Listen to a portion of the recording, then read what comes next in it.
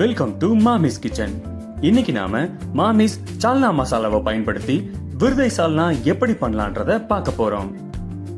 தேவையான பொருட்கள்: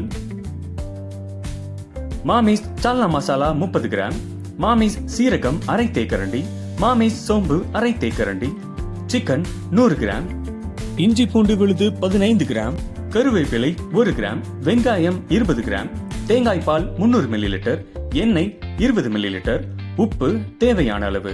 இப்போ செய்முறையை பார்த்துடலாமா?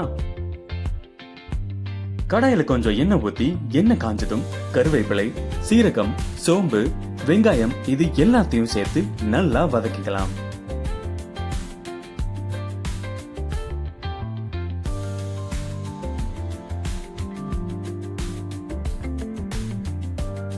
இப்போ இதுல இஞ்சி பூண்டு விழுதையும் சேர்த்து நல்லா கிளறி விட்டுடலாம். இப்போ சிக்கன் துண்டுகளையும் சேர்த்து நல்லா வதக்கி எடுத்துக்கலாம். இப்போ நம்மளோட மாமிஸ் சால்னா மசாலாவையும் சேர்த்து நல்லா கிளறிடலாம்.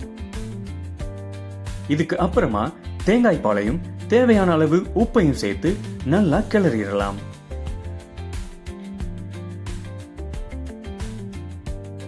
இப்போ இத மூடி போட்டு ஒரு 10 நிமிஷம் கொதிக்க விட்டு இறக்குனா சுவையான விருதை சால்னா ரெடி ஆயாச்சு.